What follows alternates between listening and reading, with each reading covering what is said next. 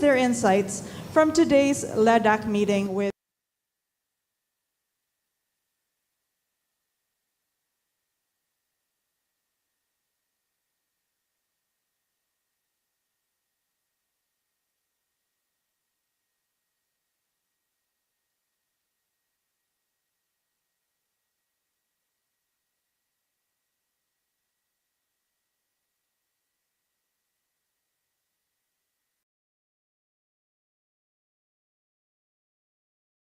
in the Senate. We expect an additional 5 of these bills to be finished and enacted by on the part of the Senate and the House before the year ends and before we go on our Christmas break.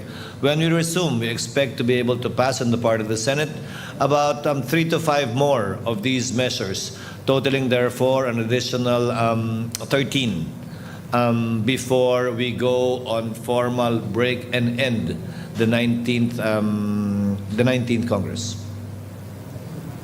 Thank you, Senate President. And now we shall hear from the Honorable Speaker, Martin Romualdez, on the next steps and the salient points from today's meeting with the President.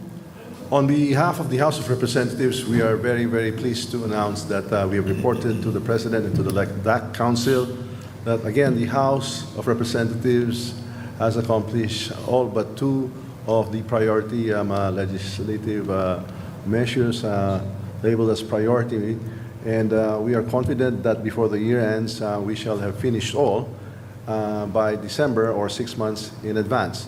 We are most delighted under the new Senate leadership that we even have a more dynamic and proactive Senate, and we are most appreciative to the Senate President for the output of the local bills that the Senate has generated for in behalf of our congressmen. We know that the Senate has a lot still to accomplish, but we are very, very happy to see the progress and much more efficient manner in which the priority legislations for our congressmen, the local bills as well as national, are being undertaken. And we praise the Senate for this new development, and we are one and with the Senate in fulfilling the legislative priority agenda of President Ferdinand R. Marcos Jr. For the information of the Speaker, given that it was not discussed earlier, the Senate has passed 79 local bills, and we have run out of local bills to take up on the floor. So we will be pushing the committees of the Senate to ramp up the filing of committee reports so that we can continue to take up these local bills and approve them until third reading. Again, we are one with the Senate, and again, we express our appreciation and support for the Senate leadership under Senate President Chiz Escudero in fulfilling these hopes and wishes of our legislators on the local front, and now also more especially that even national bills have been passed and are waiting for enactment into law. And again, we thank Senator Chiz Escudero for his leadership. Thank you. I believe we're open to questions now. May we open the floor? Okay, let's start with Let Narciso, DZRH. Sir, yung sa Senate po, 5 yung natitira. Ano po yung 5 na yun at yung sa House yung 2? On the part of the House, we just have the foreign investors long-term lease amendments and the amendments to the agrarian law, which again, I'm glad that Senator Chiz Escudero brought some clarificatory issues that have been ironed out at the LEDAC, and we are looking forward to its progress and well, soon to be passage, at least on the part of the House. It would be the same with respect to those 2 bills, but in addition would be the UHC law amendments, the Imperial law amendments, and the new Department of Water bill, which has been approved in the House but has not yet been approved by the Senate, awaiting completion of a reconciled version emanating from the executive branch. Next question. Eden Santos, Net 25. Good morning po, Speaker and Senate President. Regarding lang po dun sa budget na panawagan po ni PBBM na mapasa po on time, Siyempre, hindi naman po mapopondohan itong mga bills na ito kung wala po yung ating 2025 national budget. Maraming salamat, if I may, to Please. the SP. Mamayan pong konti kasi kahapon po lang nakatanggap yung certification of urgency, yung bill natin na maging RA, yung House Bill for 10,800 or the fiscal budget of 2025 of the administration. Mamayang gabi po, maipapasa natin po yan on third and final reading and ready for transmission in short order to the Senate. Kaya itong pinaka-importanting batas na hinaharap natin po sa Kongreso at tas yung kumpiyansa ko na ito ay maitatapos natin itong gabi dahil sa pagka-certify ng Malacañang urgent po itong batas na ito po. Kaya that will be done. Halos kasabay ng Kamara kami nagsimula ng mga pagdinig kaugnay sa iba't ibang departamento para sa kanilang GAA sa darating na taon. At inaantabayan na namin ang pagbigay sa amin ng approved version o tinatawag nating GAB o General Appropriations Bill galing sa Kamara upang magsimula na ang talakayan kaugnay ng 2025 budget sa plenaryo ng Senado. Sa ngayon, on schedule ang mga pagdinig sa komite ng Senado at minaasahan namin na ito'y maaprubahan ng may sapat na panahon para ito'y mabasa at ma-review ng Pangulo kaugnay ng mga line item veto na maaari niyang gawin sa panukalang budget upang maging ganap na batas ito bago matapos ang taon. Next question is Chona Yu, People's Journal. Mr. Speaker, speaking of budget, what will happen to the budget of the Office of the Vice President? Sa ngayon po, we are on our last day for plenary sessions at saka inaabangan natin ng OBP. So sa ngayon yata, hindi pa yata siya yung sumipot pero i-check up ko pagbalik ko sa Kongreso. Actually, dapat nandun ako ngayon pero nandito tayo. Pero inihintayin din natin yung representatives o si BP mismo. Sir, what will happen pag hindi siya dumating? What will happen po pag hindi siya dumating, si Vice President? Abangan ang susunod na kabanata sa ba. Pero hindi. Sa totoo lang po, we will take this matter up shortly and you will soon be informed of its resolution po. Thank you, sir. Salamat. Raquel Bayan, Radyo Pilipinas. Sir, with the certification of the budget bill as urgent, ano pa po kaya ibang challenges na nakikita natin that can hinder yung on-time na passage ng budget bill? Wala po na. Wala na pong challenge kaya this will allow us kasi we are all set and scheduled to pass this on second reading tonight, but the certification of urgency allows us to similarly pass it within short order today at third reading. So, handa-handa kami na ipasa itong GAB natin for transmission to the Senate in short order. Pero mamayang gabi, tapos na to. Sir, can we expect that before Christmas ma-approve na po ni Pangulo Marcos yung budget kung on-time naman po yung Opo, yun po talaga ang hangarin na po natin ay para merong maligayang Pasko. Hindi lang para sa Pangulo sa Administrasyon pero sa taong bayan na meron tayong isang national budget for progress, prosperity, and development para sa buong sambayan Pilipinas. Pia Gutierrez, ABS-CBN. Hi, sir. Sir, speaking of the OVP's budget, can we get your comment or reaction on the VP's decision to repeatedly snub yung plenary debates? And will this lead to any delays in the passage of the budget? Well, we'd like to very much see the Vice President, but she selected to absent herself, and she has sent us letters explaining why. But of course, we would most appreciate her presence. Ivan Mayrina, GMA7.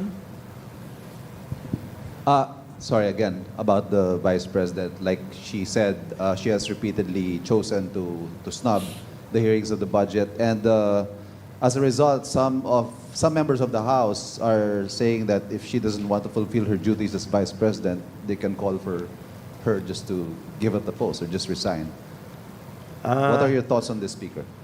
Well, lahat ng mga congressman may ideas, meron silang opinion. But before tonight's end, we will come to a resolution, and that will be the act of the plenary.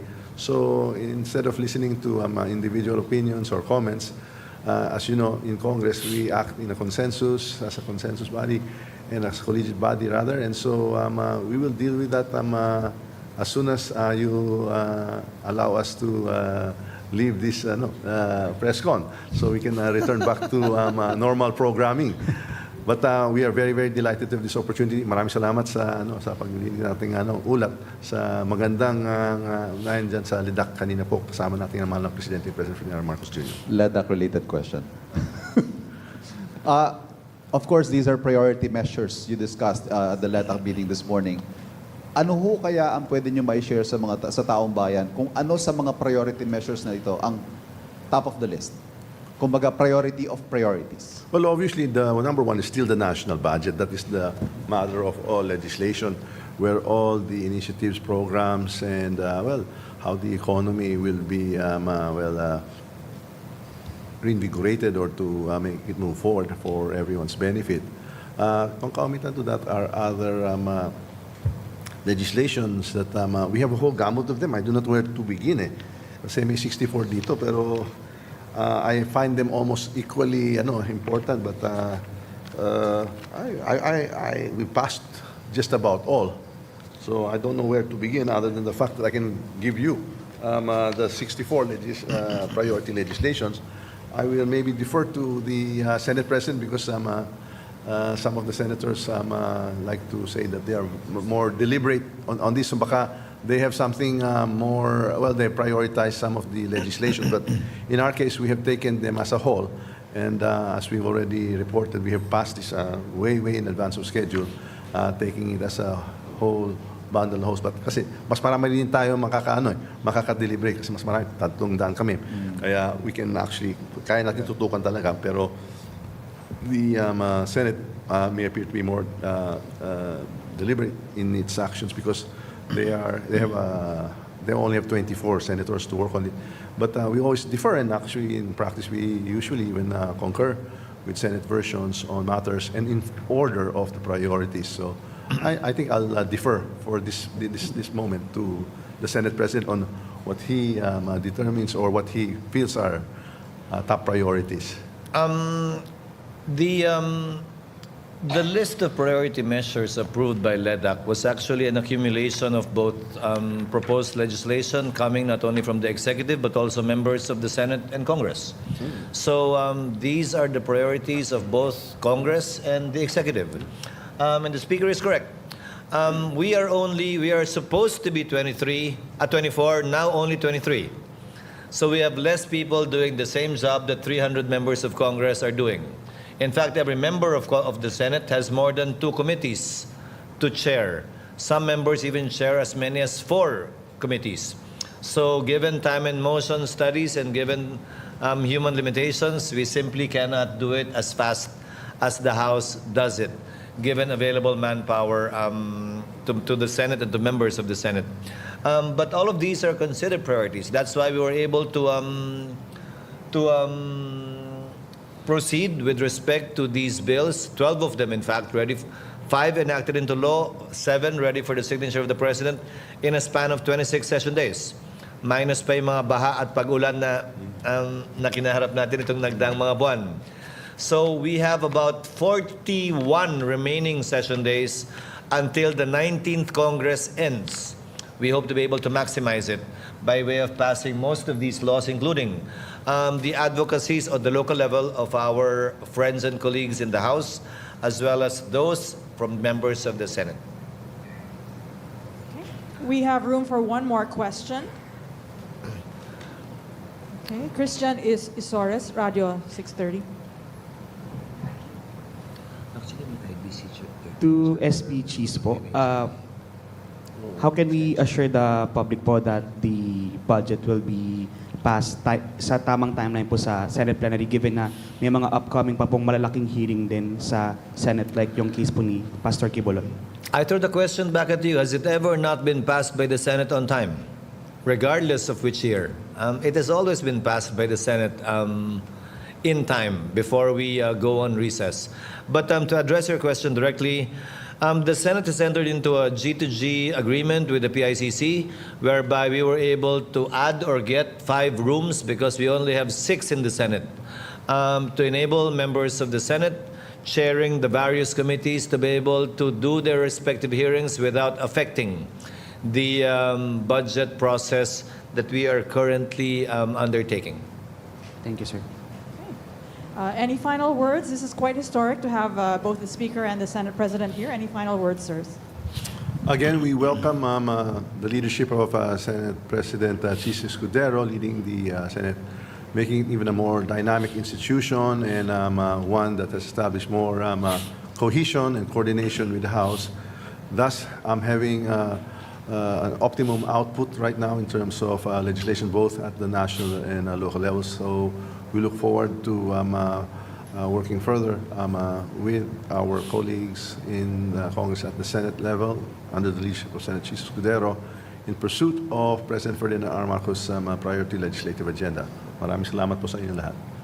Likewise, we thank the Speaker for his hard work for our country, and we thank the Speaker likewise for his leadership insofar as paving the way for smoother and better relations between the Senate and the House, which has resulted in the passage of many pieces of legislation, whether part of the priority or LEDAC measures, or simply national bills and local bills that have equal importance in the respective districts and constituencies.